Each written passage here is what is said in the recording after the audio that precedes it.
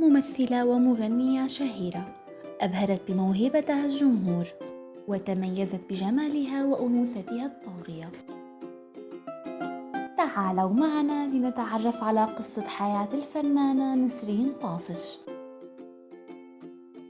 ولدت نسرين بمدينة حلب في 15 من فبراير عام 1982.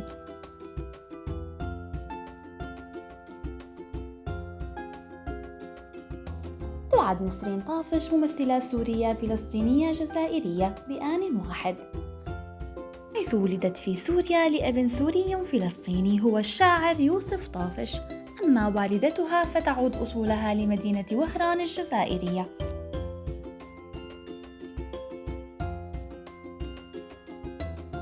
أظهرت تعلقها بالفن منذ صغرها، وبعد أن أنهت تعليمها في حلب انتقلت لدمشق والتحقت بالمعهد العالي للفنون المسرحية.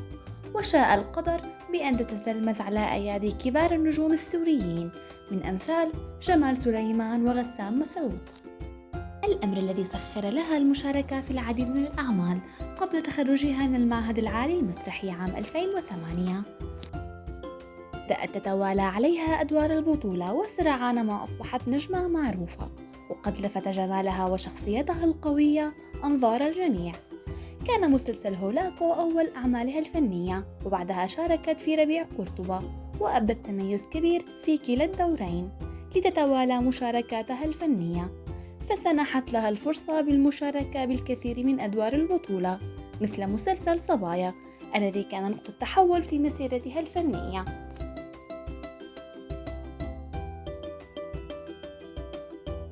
شهدت حياة طافش العاطفية الكثير من التخبطات.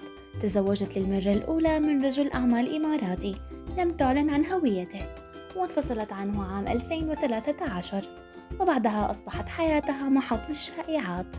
وفي عام 2022 أعلنت نسرين زواجها من مدرب الطاقة المصري، وبعد مرور عدة أشهر من الزواج تداول رواد مواقع التواصل الاجتماعي خبر انفصالهما، ولكنها عادت مؤخراً لتؤكد للجمهور بشكل غير مباشر عودتها لشريف الشرقاوي عبر نشرها عبر حسابها في انستغرام سلسلة من الصور التي تجمعها به، وتبدو عليهما ملامح الحب والانسجام.